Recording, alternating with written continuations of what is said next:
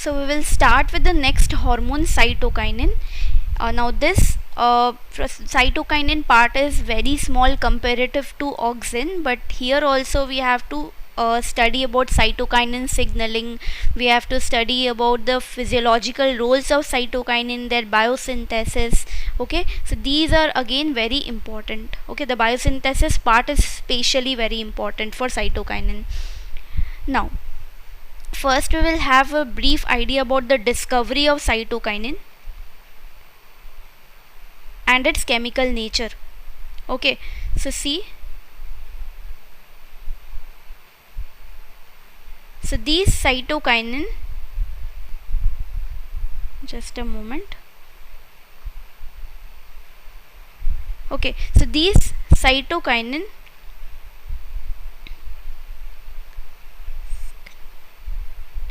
are adenine derivatives. Okay, these cytokinins are the derivatives of adenine, and they resembles adenine, and they stimulate the plant cells to divide. Okay, and they undergo cytokinesis. That is why they were named as cytokinin. Okay, because they undergo cytokinesis. Now the cytokinin exists in the free as well as in the bound form. They are synthesized in the bacteria as well as in plants, and the bound form which are synthesized is mainly dihydroxyutin and isopentenyl adenine. Okay, please read the name again. Dihydroxyutin and isopentenyl adenine are the bound form of cytokinin which are synthesized in both bacteria and plants.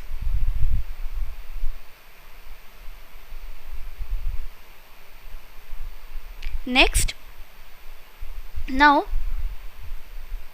different scientists were working on the discovery of cytokinin, and what they found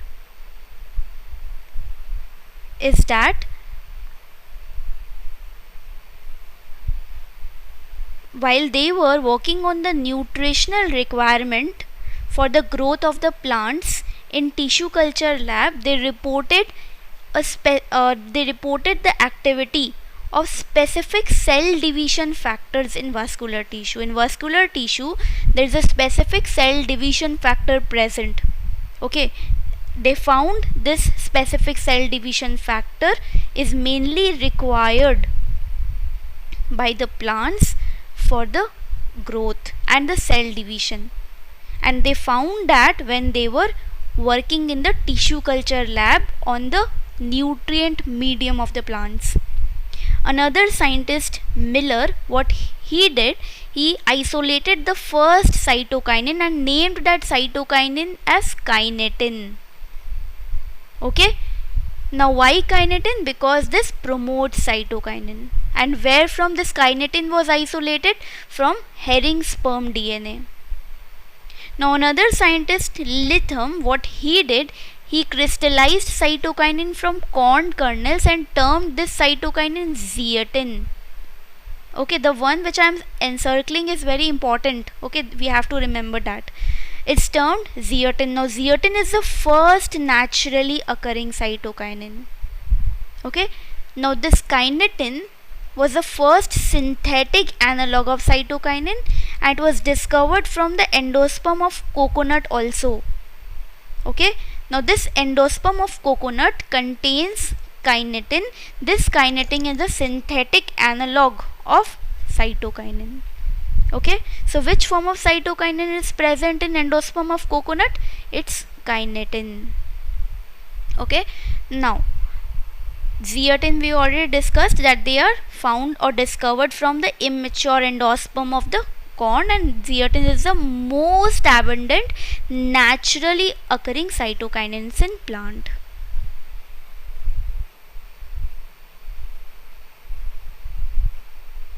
Now next,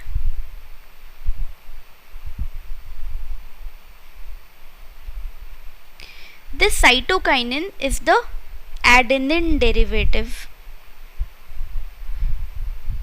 This cytokinin is the adenine derivative. What happens here? that in the first case the precursor is what? The precursor is IPP, isopentenyl diphosphate.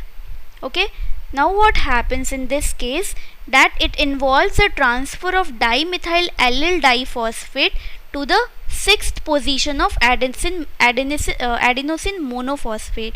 So what happens? Dimethyl allyl pyrophosphate is transferred to the sixth position of adenosine monophosphate. Okay, and the enzyme required is isopentenyl transferase, which is transferring what? AMP, which is transferring what? DMAPP to the sixth position of AMP.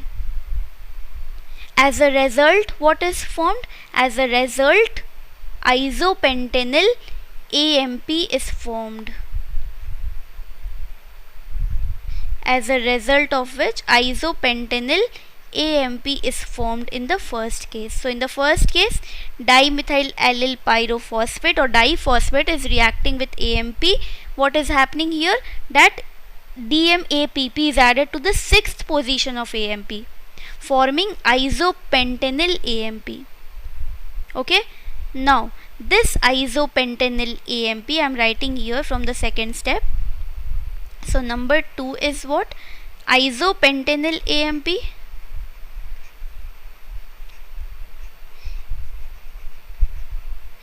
Now this is converted to isopentenyl adenosine.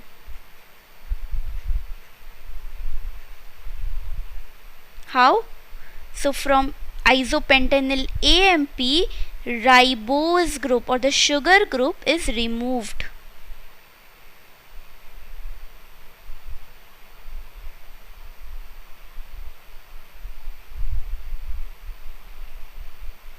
Just a moment. Not the sugar group, but the phosphate group is removed.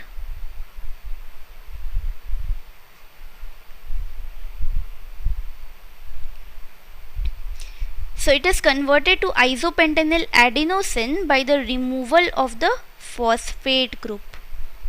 Okay, now in the third case, this isopentenyl adenosine,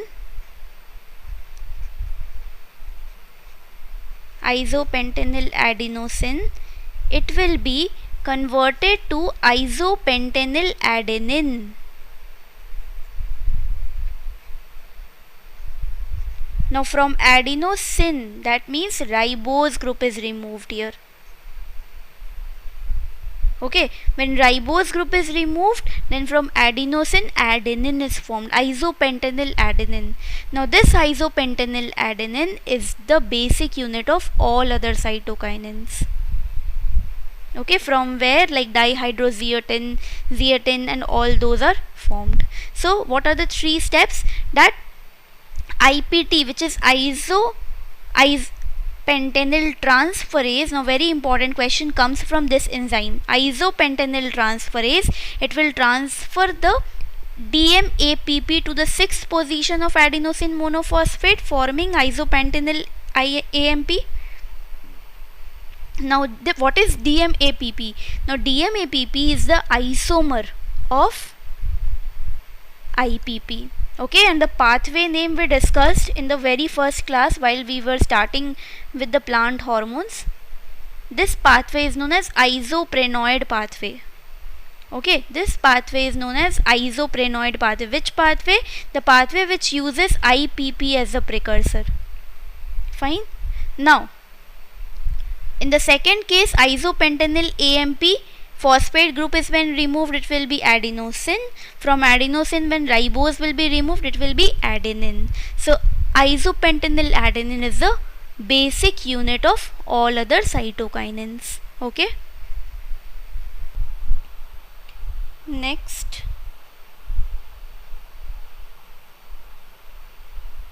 so what we discussed, that's this isopentenyl adenosine is converted to what? Isopentenyl adenine, which is the basic unit. Okay, and this isopentenyl is formed by the removal of the ribose group.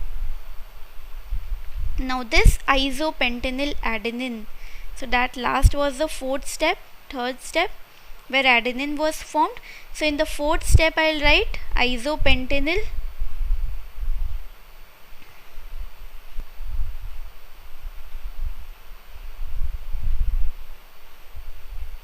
So from isopentenyl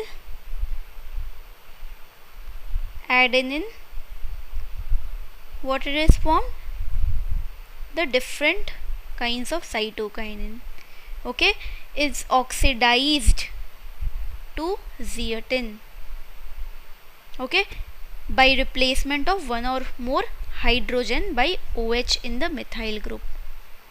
Okay, so what happens? This isopentenyl adenine is then formed to zeatin. So isopentenyl adenine, this is the basic unit of the cytokinin.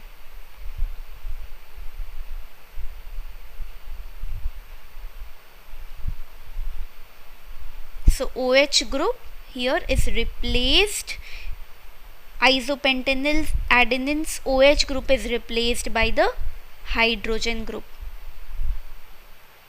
by the replacement of one hydrogen by a OH in the methyl group of isopentenyl side chain. Okay, so in the isopentenyl side chain, the hydrogen is replaced with the OH group, okay, because it is oxidized.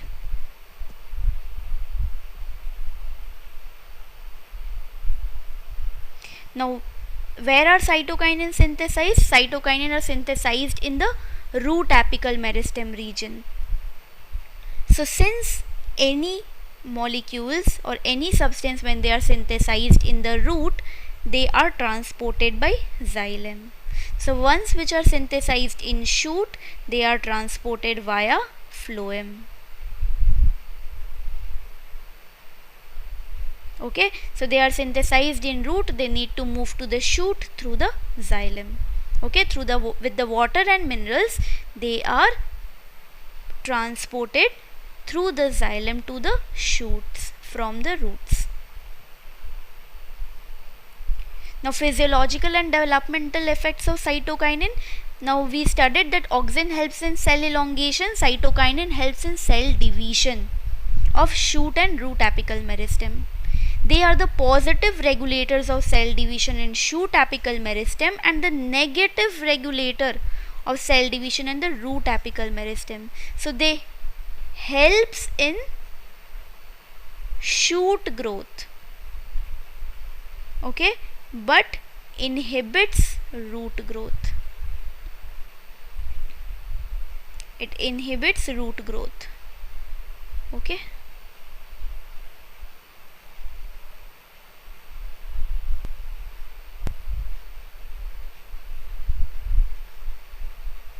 Okay, it was also found that they are involved in the transition of G1 stage to the S stage and G2 stage to the M stage. Okay, they help in the morphogenesis. What is morphogenesis? Is the organ formation. What are the organs of the plant? They are the root, shoot, leaves. So they helps in organ differentiation. So auxin together with cytokinin helps in morphogenesis. The ratio of auxin and cytokinin is very important to form the organ. So if auxin is high than cytokinin, then or auxin alone when it is too high, then it helps in the root formation. So what we studied, auxin was synthesized in shoot but helps in the formation of root. Again, when auxin is very low, when cytokinin is high, okay, it forms shoot. High cytokinin shoot, high auxin root. But it was found opposite, that auxin was synthesized, but the site of synthesis is opposite, that auxin is synthesized in shoot but helps in the formation of root. Cytokinin we discussed in the last slide that they are synthesized in root, but see what it's written here, they helps in the synthesis of shoot. So it's just opposite, please remember that. Okay, the site of synthesis and where they acts are opposite. Now any mutation which causes a decrease in cytokinin or auxin ratio. So when this ratio is not maintained, there is no organ formation and it will result in the formation of tumor. Okay, no auxin or cytokinin ratio when not maintained properly, when the ratio decreases or increases, like a particular ratio like high auxin or low cytokinin, or low cytokinin and high auxin, when it is not maintained, then there is callus formation, okay, and which will lead to the formation of tumor, and there will be no organ differentiation in that case.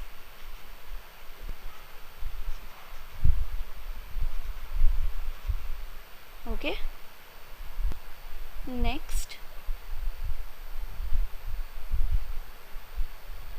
now this cytokinin has also a very important role in lateral bud growth. We discussed that auxin helps in apical dominance.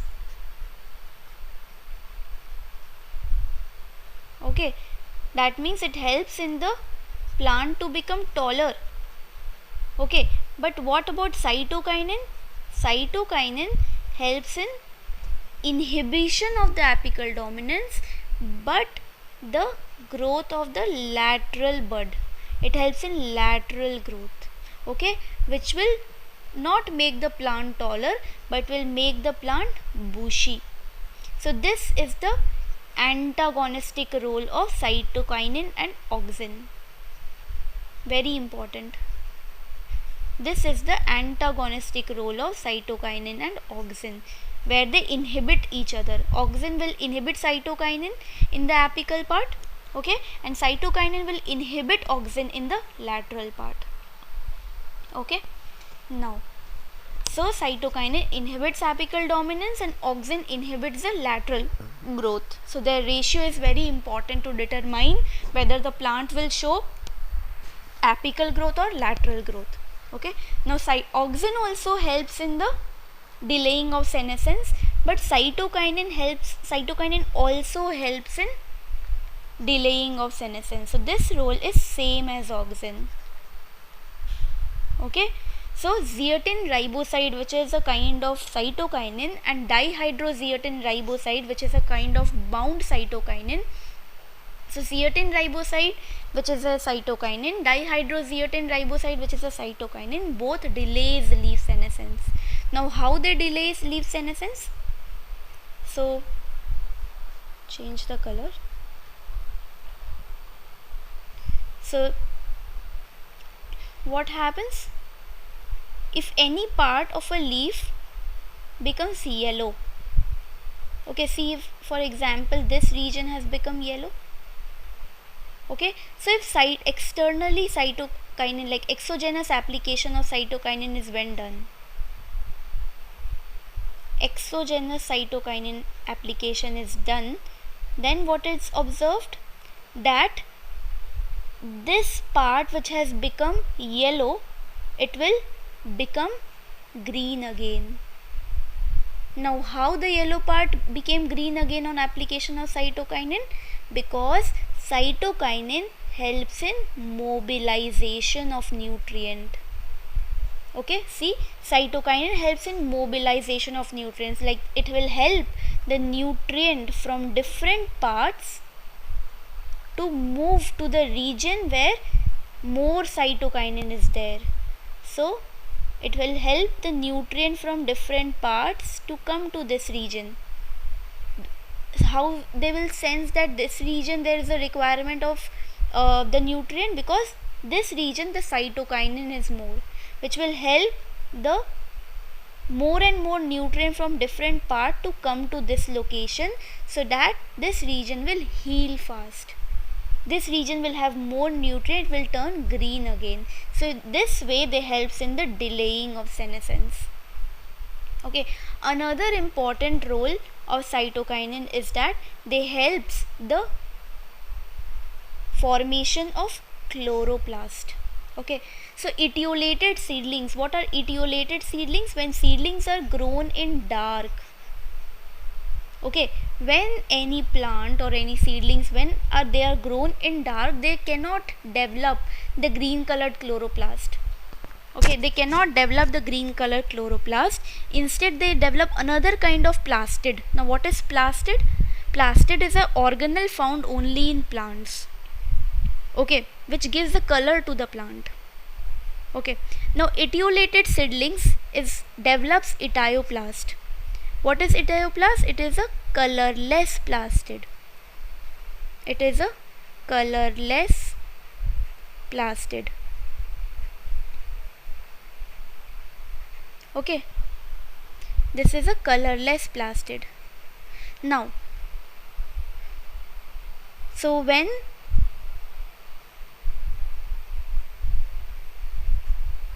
just a moment. So etioplast are colorless plastids.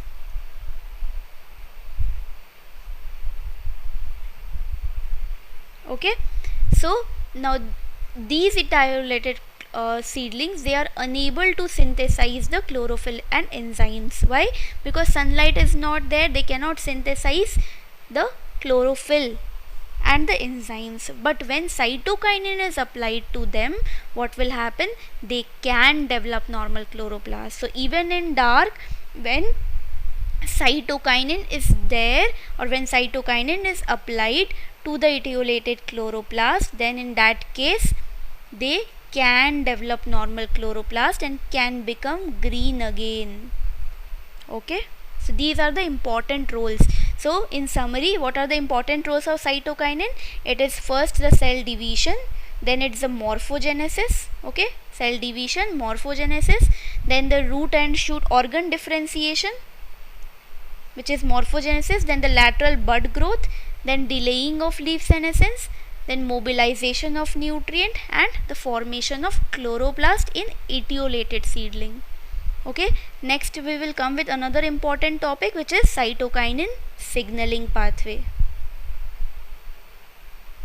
So this is again a very important topic from CSIR net point of view. Please understand this topic very clearly and watch the video again and again if you do not understand once. I hope that you will understand the pathway once only. So please give your entire focus while you are studying this topic, because from signaling lot of question comes. Okay, so let's proceed. So as we see in bacteria, that bacteria also show two component signaling pathway, and there are two hormones which shows two component signaling pathway.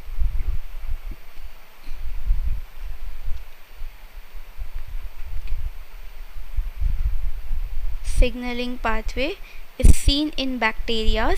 It is seen in two of the hormones, cytokinin as well as ethylene. Okay, ethylene we have already done, so please watch that video again. Now, so every of the two component signaling pathway have two as the name says, two components. So they have two components. One component is a sensor and the second component is a response regulator. Okay, the sensor has the capability to autophosphorylate itself. Where it will autophosphorylate? It will autophosphorylate at the histidine domain. Okay, and the response regulator will take up the phosphate from the sensor. Okay, sensor can autophosphorylate itself. Response regulator will take the phosphate group from the sensor.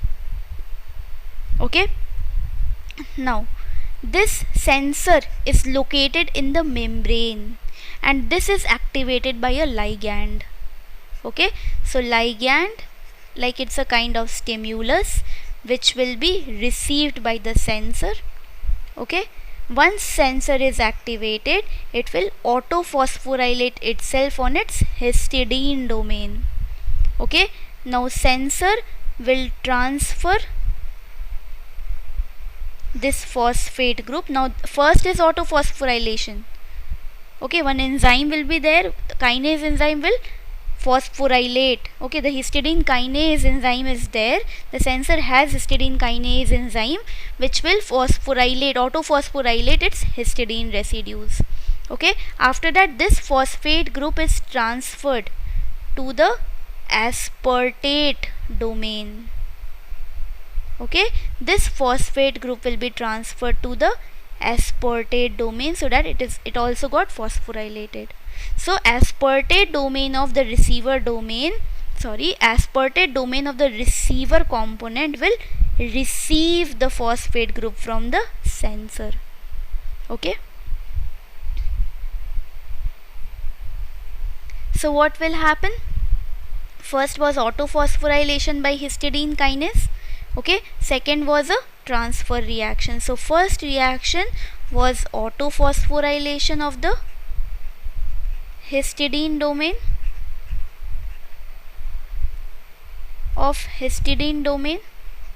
because they have the histidine kinase enzyme with them. Second reaction is the transfer reaction. Okay, in the transfer reaction what happened? The phosphate group is transferred to the aspartate domain,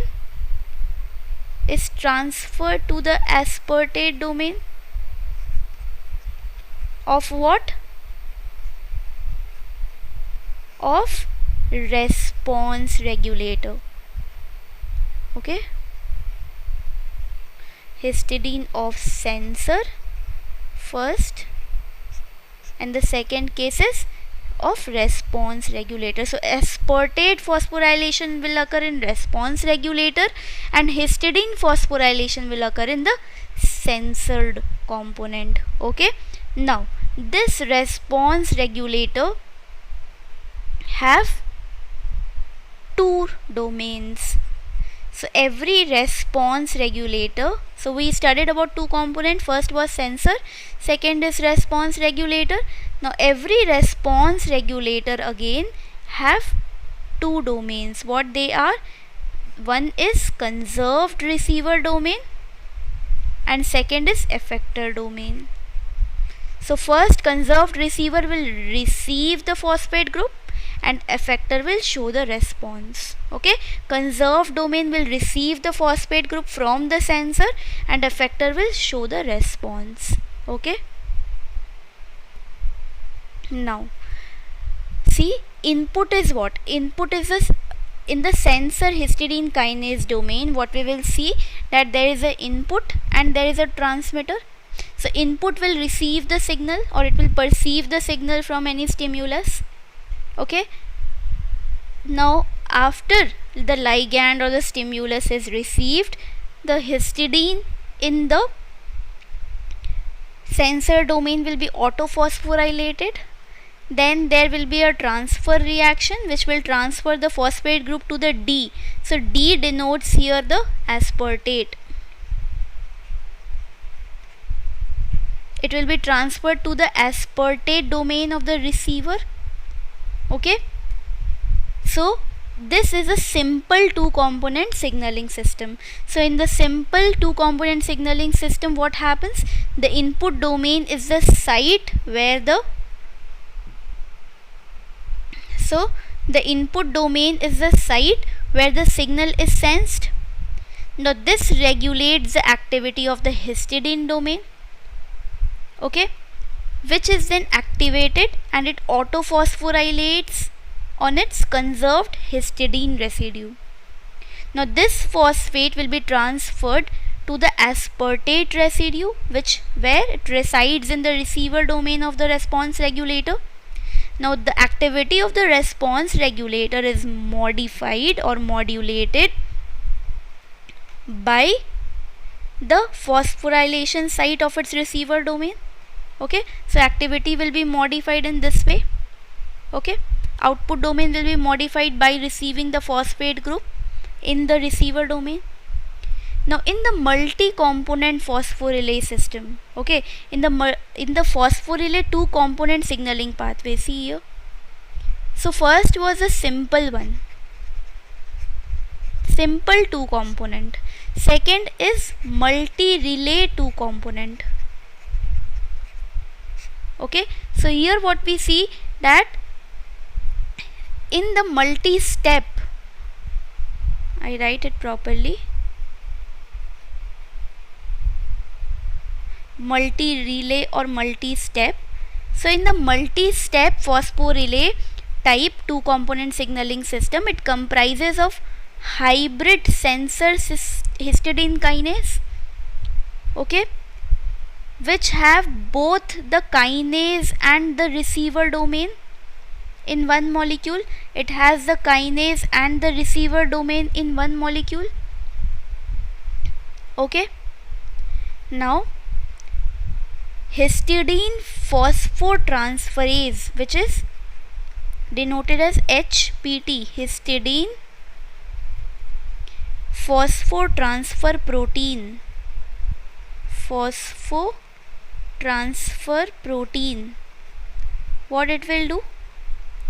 It will transfer the phosphate from the histidine sensor, from the sensor histidine kinase to the response regulator. It will transfer the phosphate from the sensor histidine kinase to the response regulator. So this is acting as a mediator over here. It has no direct role, but it helps in the transfer, okay.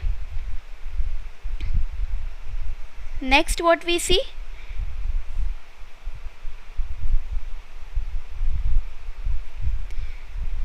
Now this system, the current model or the for cytokinin signal is this multi-step phosphorylase system. The current model, which is the most common one, is which is found in Arabidopsis. It is most common model nowadays to study about the cytokinin signaling, okay. Next, so here again, this is again very important. This is a multi-step 2 component signaling pathway, and this is seen in Arabidopsis. So here what you will see, AHP, ARR. So A will denote Arabidopsis, okay. So in the first case, what we will see, cytokinin binds to the CRE1. So the receptor is named to be as CRE1. It can be I first highlight. So the receptor can be CRE1, AHK2, AHK3. There can be different types of receptor. So first we will consider, say here they have taken the example of CRE1, okay. So cytokinin binds to CRE1, which will, the CRE1 likely occur as a dimer. Now cytokinin binds to an extracellular portion of CRE1, now called the Chase domain. This region is known as the Chase domain. Here it's given, see, okay. Now two other hybrid sensor kinase, which is AHK2 and AHK3, they also contain the Chase domain and are also, they can also act as a cytokinin receptor in Arabidopsis, okay. This whole pathway what we are studying now has been seen in Arabidopsis. Now second, when cytokinin bind to these receptor, the receptor becomes activated, okay. Once, now this is this whole part which we studied in the last slide, this is a hybrid sensor domain, okay, which also has one receiver domain we discussed. See, this has hybrid sensor, means one sensor and one receiver domain, okay. So the phosphate, so what happens when cytokinin binds, the receptor becomes activated, and when the receptor becomes activated, the autophosphorylation of the histidine will occur, okay, and this phosphate group will be transferred to the aspartate of the receiver domain of the sensor, okay. So from histidine, which was phosphorylated on its own, the phosphate group is transferred from histidine to the aspartate of hybrid sensor only, okay, which has a fused receiver domain. Now from aspartate, the third one, that from aspartate it will be transferred to the histidine phosphotransfer protein. I told that they do not have any direct role. These histidine phosphotransferase proteins, they do not have any direct role. They take phosphate from sensor and transfer it to response regulator. ARR, A is Arabidopsis, RR is response regulator. So see, AHP, which is Arabidopsis histidine phospho or transfer protein, they'll carry the phosphate inside the nucleus. Okay, now once inside the nucleus, they'll transfer this phosphate group to the aspartate domain of the receiver. Okay, so for what happens, the phosphate is transferred to a conserved histidine present in the AHP protein.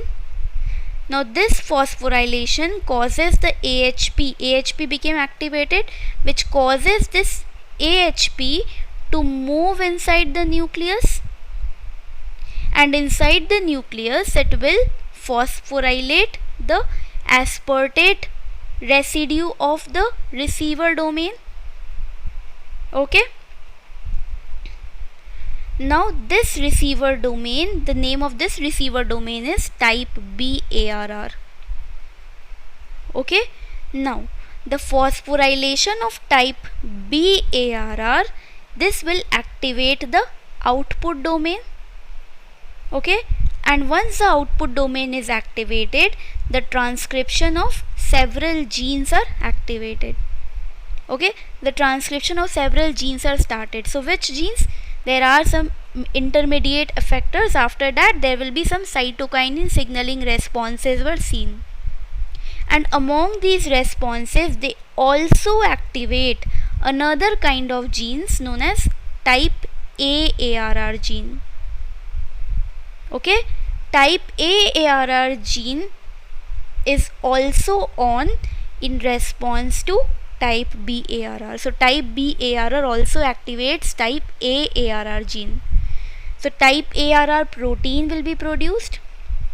This protein which is produced from type A ARR is still not activated. It will be activated when it will take the phosphate from this AHP. Now you will ask that if this phosphate group, this type B is taking, then how will type A take the phosphate group? So the answer is that many AHP are coming inside, many activated AHPs are coming inside. Some are when binding with this, some can bind with type A ARR also. Okay, when they are in excess. When type A ARR protein is activated after phosphorylation, they activate several other responses. One of them is PHYB. They are activating other effectors, and some are what they are doing, some are activating some cytokinin responses, and also what they are doing, they are inhibiting type B ARR. So type A ARR have several roles. Among those several roles, one of the role is also to inhibit type B. So what we saw, type B was activating type A, but type A is creating a negative loop. Type A is activating type B, so that more and more type B cannot produce more and more cytokinin signaling responses shouldn't continue. Okay, so the phosphorylated type A ARR, it will interact with various other effectors to mediate the changes in cell function appropriate to cytokinin. Okay, so what we see in summary? So see, cytokinin will bind to the chase domain of the hybrid sensor which is a receptor. Okay, so here the receptor shown is CRE1. So what will happen? Cytokinin will bind to the chase domain of the receptor. What is seen? That the histidine residue of the sensor will autophosphorylate. It will transfer the phosphate group to the conserved aspartate residue of the sensor, of the hybrid sensor only at first. After that, from the aspartate, the phosphate group is transferred to the AHP, which is Arabidopsis histidine phosphotransfer proteins. Now after taking the phosphate group, this AHPs are activated, which will move them inside the nucleus, which will move itself inside the nucleus. Inside the nucleus, they will transfer the phosphate group to the receiver domain, to the aspartate residue of the receiver domain of, now this receiver domain, what we said, receiver domain is a response regulator. Okay, so phosphate group is transferred to the aspartate residue of the receiver domain of which response regulator? Type B ARR's response regulator. Okay, type B ARR's response regulator has a receiver domain which will receive the phosphate group from AHP. Okay, once they have received the phosphate group, they'll activate the output domain and several other responses are activated. Cytokinin responses are seen once type B is activated. Now they also activate type ARR gene transcription, which produces type ARR proteins. This type ARR proteins, when they are produced, they are not activated. They become activated by taking the phosphate group from AHP. Okay, several AHPs when enter, some can transfer the phosphate to type AARR also. Type AARR shows several kinds of responses. Among those, one response is to inhibit type BARR, so that type BARR cannot show any more cytokinin responses. So this is a kind of negative feedback loop. Okay, so two primary classes of ARR we studied. One is type A and one is type B. Okay, type B ARR consists of a receiver domain, okay, and an extended C-terminal output domain. Okay, now type A ARR are upregulated in response to cytokinin. Okay, now what we studied, that type B ARR and type A ARR, type B ARR was the positive regulator and type A ARR was the negative regulator of cytokinin signaling. Okay, so this we have to keep in mind. So here I end the class, and if you have any questions, please ask me or you can post it. I hope this will help you. Thank you.